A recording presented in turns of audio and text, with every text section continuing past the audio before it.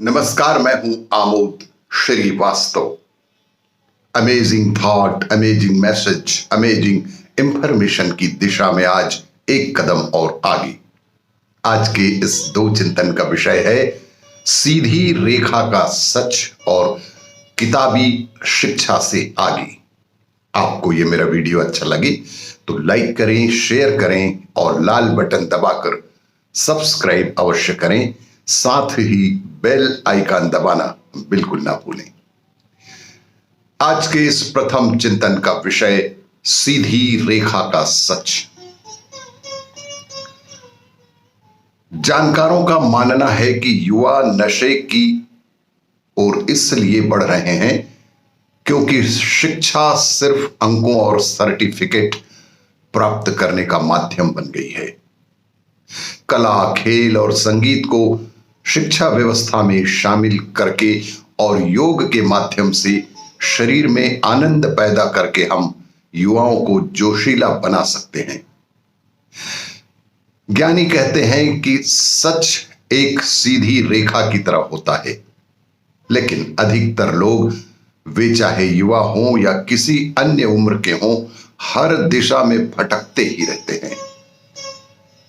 आपका जीवन कैसे चल रहा है और आप कैसे चलेगा, यह इस बात पर भी निर्भर करता है कि आप इस सीधी रेखा को कितनी बार छूते हैं या उसके कितना करीब हैं।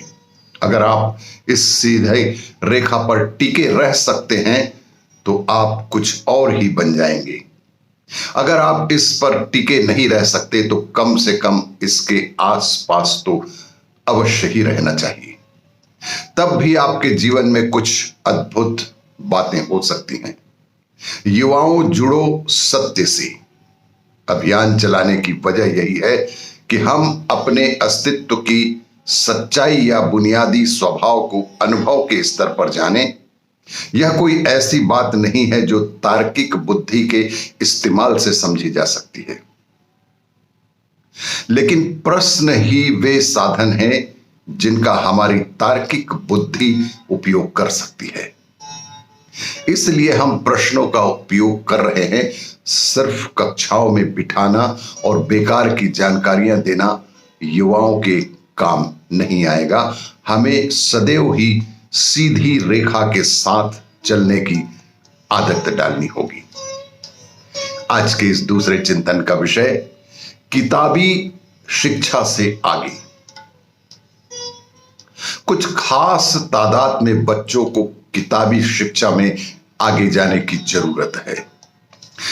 बाकियों को दूसरे कौशल और देश में करने के लिए तमाम दूसरी चीजें सीखनी बेहद आवश्यक है, ताकि उनके जीवन में खुशहाली आए, समृद्धि आए, सुख शांति आए।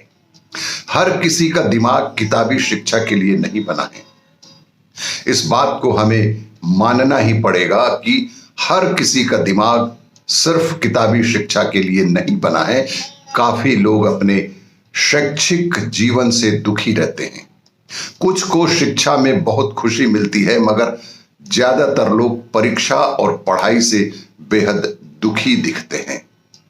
इन लोगों को किताबी शिक्षा नहीं लेनी चाहिए। उन्हें दूसरे कौशल सीखने की, अपनी योग्यता को प्रूफ करने की आवश्यकता है।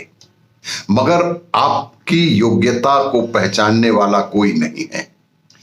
कौन सी चीज आप अच्छी तरह खुशी से कर सकते हैं, 10 से 15 साल की उम्र के बीच शिक्षा प्रणाली में एक प्रक्रिया होनी चाहिए जहां लोग चुनाव कर सकें।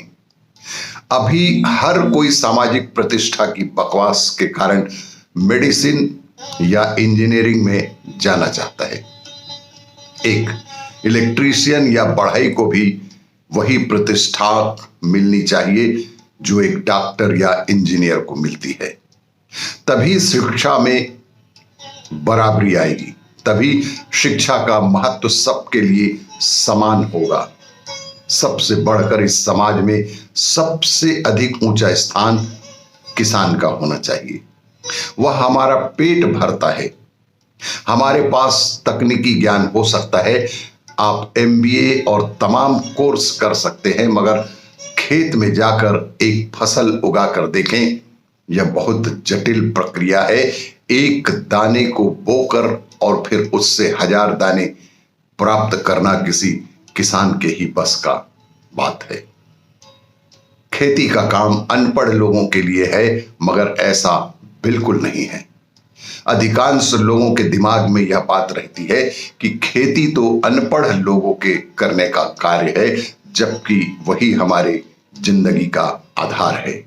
और सदैव ही देश को, राष्ट्र को किताबी शिक्षा से आगे के ज्ञान के विषय में भी सोचना चाहिए।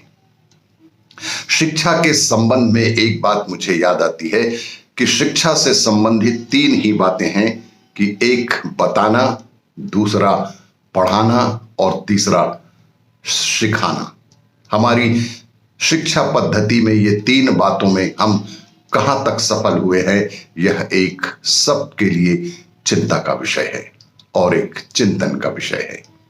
आपको ये मेरा वीडियो अच्छा लगे तो लाइक करें, शेयर करें और सब्सक्राइब अवश्य करें। धन्यवाद।